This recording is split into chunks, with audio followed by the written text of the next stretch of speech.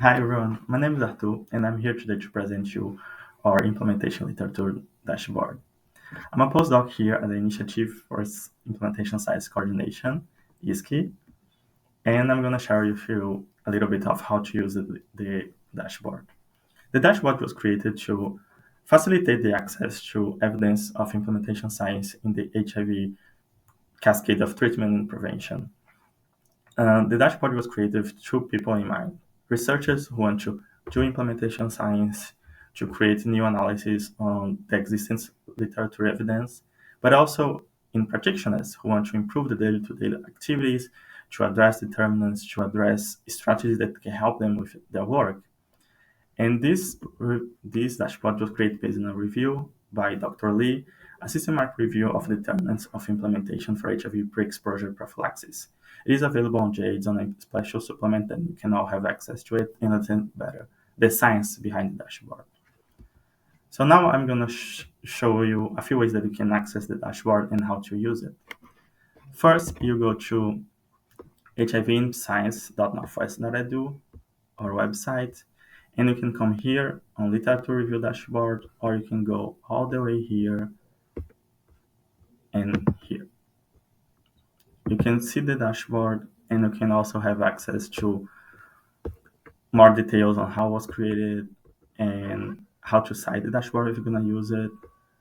And also you have access to a manual and filter definitions, so you can have a very handy way to understand how to use it. You can click launch, and it's going to open the Power API web page. That is where the dashboard was hosted and it's created. So let's go through what is the dashboard. The dashboard is divided in three tabs. This is our landing page, which shows our paper or article page, and you can see here the count of articles, the count of determinants, and this is showing the whole database as it is right now. And here you can see how many papers for a year, and here a division by priority definition, priority population that these papers address. And here you can see the divide by settings, for example, non-HIV primary care or pharmacies. In here you can check by geographical region of the country. And in here you can see a summary of the papers. For instance, year, title, first author, and journal. And here is one of the best ways you can use your filters. You can check here and you can see how the filters change. And the list is also going to change, so you can have only the papers who address the topic that you're looking for. Another way to do this is going to the filter panel, which is going to show the full list of filters and also the definitions of them, so you can understand them better. And you can apply multiple filters, for instance, like this. And you're going to see how the definitions are also going to change in according, and you can have more or less papers to work with, like this. And okay, so I did my division, and that's what I want to work with. A way that you can better use these results is you selecting them, like here. Okay, so now I have my selection of the actual filters I want to apply and actual papers I want to work with. And a way that you can easily see and work with these results, you can expand the selection here. And you're gonna see all of the papers and some of their specificities. And you can transfer this for Excel spreadsheet, for instance. You can right click them, copy, and you can transfer to an Excel spreadsheet. Okay, so now you have your selection of papers that you want to work with based on the filters you selected. So a way that you can more easily access these results, you can expand the list here in focus mode and can click with the right button of your mouse, copy value, copy selection. Actually, if you copy value, is going to show only one thing. You can click text selection and transfer to Excel spreadsheet. It's going to make your work a little easier and more organized. That is only one of the ways that you can work with your results. Okay, but our dashboard has so much more, and I'm going to show you now the other tabs that I mentioned. So I want to show you the other tabs of your dashboard. Let's just reset the filters so everything's go back to the original selection. And here we have a tab that show you the results based on the CFAR and a division of CFAR domains, both the innovation and the implementation domains. So you can see the same count of papers, the same count of determinants, but they are shown in a different way, and you can apply the same logic. You can select only the CFAR construct of knowledge, and it's going to show all the papers who show determinants of it. And you can also see there are more details regarding valence, if it's a barrier or a facilitator, what type of method they apply to analyze these determinants, and the constructs. So, and you can also see here, like, what's the domains that are more studied, they are more applied, where you can see more or less works made with. And you can apply the same logic of filters as the previous tab. For instance, you can only select based on geographical region, and I have my selection, and I can do the same thing. See all my results and only select what I want to work with. And also export to my spreadsheet. So you can organize your own literature review, you can organize a list of papers to read later, and work as you see fit. And let's go back. I'm gonna reset all filters, and I'm gonna show you our last tab. We have a hybrid version of all of them that is gonna show you at the same time determinants and articles.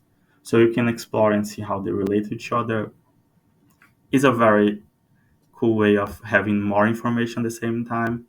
So I can see, for instance, in 2020, what are the papers, what they're addressing, what populations, and at the same time, which determinants. And you can export your results as you see fit. So that was it, and I'm gonna pass to Alithia to show you an example of how you can work with the dashboard to create your own work. Hi, my name is Alithia Zamantakis. I use she, her pronouns, and I'm also a postdoc with ISKI. And as Artur mentioned, I am going to be speaking about an example of how you can utilize our literature review dashboard based off a scoping review I did looking at determinants of pre-exposure prophylaxis or PrEP implementation in transgender communities. This work, as well as our literature review dashboard and the larger systematic review that my scoping review is built out of, was funded through an administrative supplement to the Third Coast CFAR, which is an NIH-funded center. We have no conflicts of interest to disclose. So, as many might know, transgender people experience large disparities in regards to access to PrEP, awareness of PrEP, PrEP uptake, and PrEP adherence. Despite this, we know from the first ever National HIV Behavioral Surveillance Systems trans cycle that 42.2% of trans women of all races within 7 major cities in the United States, including Chicago, Los Angeles, Philadelphia, among others, are living with HIV. And there are vast disparities within that. So we know that 62% of Black trans women surveyed were living with HIV as compared to 17% of white trans women surveyed. Simultaneously, we know of those same participants that 92% of HIV negative trans women surveyed were aware of PrEP. Despite that, only 32% reported actually using PrEP. Much less is known about PrEP and HIV in trans men who have sex with men, despite the fact that transgender men who have sex with men arguably have as high of risk of HIV incidence as cisgender MSM. In a 2021 survey by Reisner and colleagues, 84.1% of transgender MSM surveyed had heard of PrEP. 55% of those surveyed had at least one PrEP indication. Despite that, only 28% reported actually using PrEP. And when we look at racial disparities within that, again, white transgender MSM were 3.5 times more likely to be using PrEP than Black participants. We know as well, looking at clinical data, that just about 0.2% of all participants included in previous clinical trials of pre-exposure prophylaxis, not including the most recent Apretude, which is injectable. Only 0.2% of all of those participants were transgender. Okay. And we know as well that overwhelmingly clinical trials for ART and PrEP include white cisgender men, even though Black men, Black women, and trans folks are experiencing higher rates of HIV incidence and HIV prevalence than cisgender white men. So, based off this, we looked at what sorts of barriers and facilitators have been identified as determinants of implementation of PrEP for transgender populations. And this was built again out of the larger systematic review that Artur mentioned, led by Dr. Dennis Lee, in which 50,128 articles were originally identified through a machine learning process. In the process of identifying those unique records, about 30,000 were automatically excluded by automation tools for being booked in conference proceedings or published before 2000 or not being an HIV study. And we then additionally conducted a title and abstract review that was done through a machine learning process as well, which reduced our unique records by another about 20,000. We then manually screened titles and abstracts of 738 articles, which led to a reduction by 385. 353 articles then underwent full text review, and 130 were removed, leaving us with 353 articles in that original systematic review. The original systematic review had identified additionally, as Artur mentioned, the priority populations that different studies looked at. And so I went through this literature and was able to find those articles that looked at transgender populations. 332 articles were removed due to not being transgender related. One was additionally removed as it referenced transgender populations in the title and the abstract, but the data and the analysis did not include transgender participants.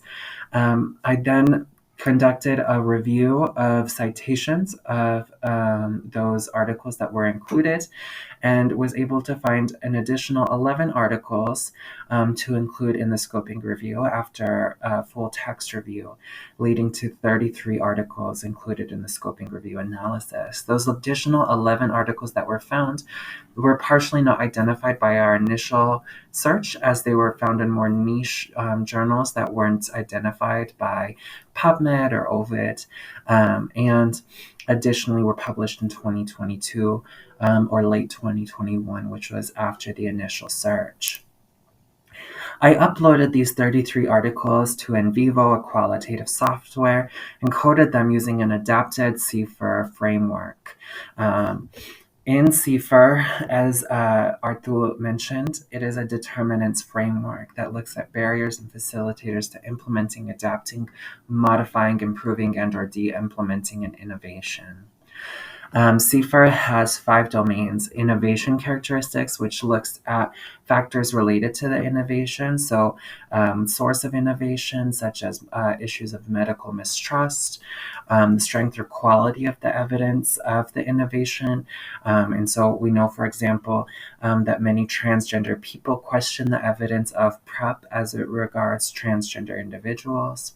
The outer setting looks at socio-political, structural, and environmental factors, and while CIFAR 2.0 includes issues of discrimination, we added into this cissexism and racism in order to get at the interpersonal, institutional, and/or systemic oppression of transgender, Black, Indigenous, and/or other peoples of color.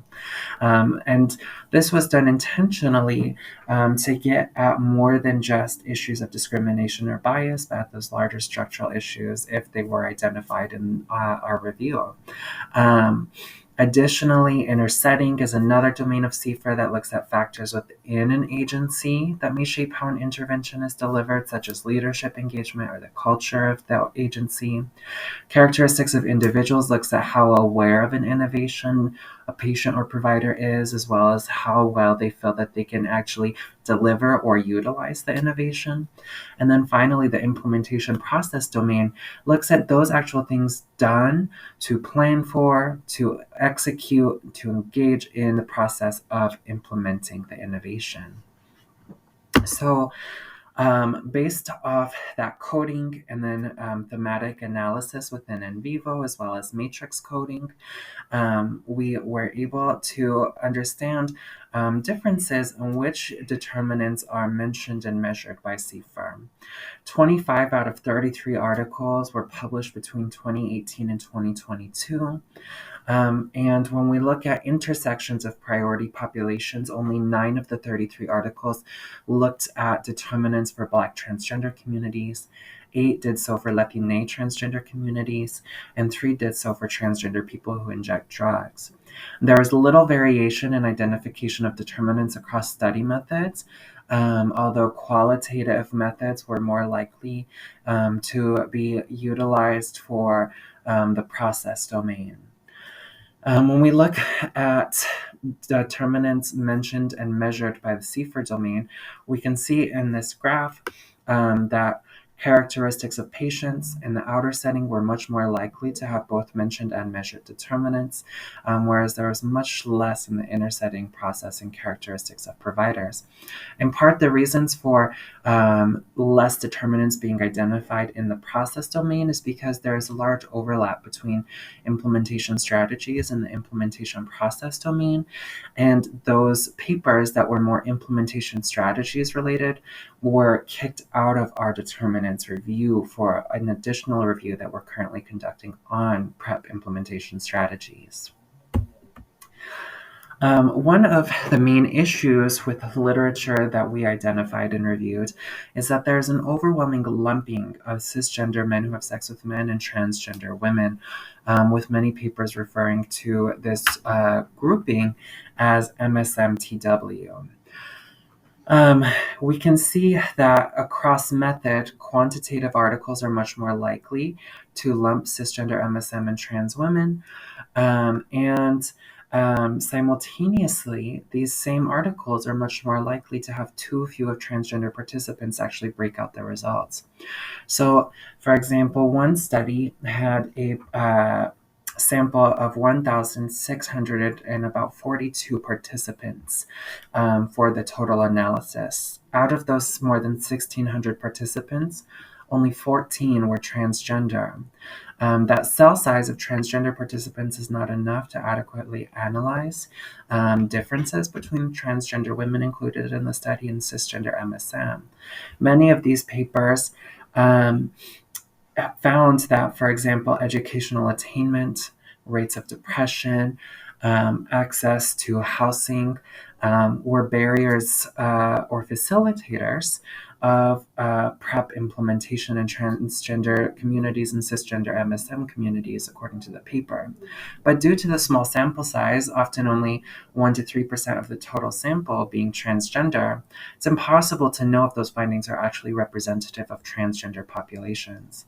We can see as well in this chart that articles published more recently are much more likely to lump cisgender men who had sex with men and transgender women, as well as one mixed method article in more recent times that lumped cisgender women and transgender men. And in part, this may be due to increased attention to transgender health, as well as calls for additional research in transgender health by the National Institutes of Health.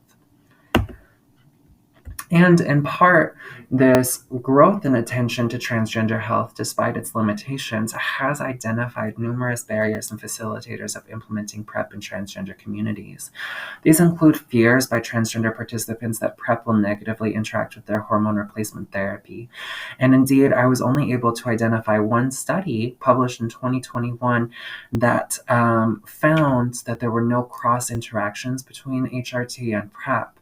And so this fear is a very valid fear of transgender communities who up until recently have not had any verifiable evidence of a cross interaction or non-cross interaction. In addition, the site of injection for injectable PrEP like Apretude matters to transgender folks. Transgender people are excited for the possibility of injectable PrEP as they view it as more compatible with their injection of estrogen or testosterone in comparison to taking daily PrEP as a pill. But they worry about having to have it injected in their gluteal muscle, as the buttocks matters in terms of how they are viewed in regards to desirability, and they don't want their buttocks scarred. And additionally, for those who use silicone injections in order to have a larger buttocks or a firmer buttocks, it's just simply not compatible to be injecting PrEP into a silicone injected buttocks. In terms of creating equity-centered cultures within agencies, there's an importance that leadership at all levels buys into those actions. And structural factors of incarceration, homelessness, survival, sex work, unemployment, and poverty that are shaped by systemic racism and cissexism create large barriers that will require structural interventions and structural implementation strategies to overcome. Research also points to the need to actively engage trans people in development, dissemination, and implementation of innovations in order to actually increase the sample size of transgender people in these studies and to create broader awareness of innovations. And additionally, there's a need to develop and disseminate training on transgender healthcare practitioners to train and provide resources for providing PrEP in pharmacies, gender affirming care, and primary care. And to study trans women, trans men, and non binary people alone, or to lump them by gender identity rather than sex assigned at birth. Okay. Finally, there is a need to utilize and conduct health equity research that actually centers equity within the work that we are doing. That can be done through growing implementation science equity frameworks as well as through public health critical race praxis or other frameworks. Finally, implementation science has much to offer transgender health as well, and vice versa. And these two fields can be leveraged in order to increase access to innovations and resources for transgender populations, which should be the end goal of research and implementation. We can use CFER to evaluate barriers and facilitators to care, such as Tink and colleagues' work looking at barriers and facilitators to developing a rural center for transgender health using CFER as a framework. We can also utilize hybrid approaches that simultaneously look at effectiveness and implementation outcomes in regards to clinical advances in transgender health in order to decrease the translation pipeline from 17 years to a much more rapid dissemination and implementation. Finally, we can develop implementation strategies to enhance health equity for trans populations in regards to COVID-19 prevention, eating disorder treatment, as well as even employment interventions, which function as social and structural determinants of health interventions.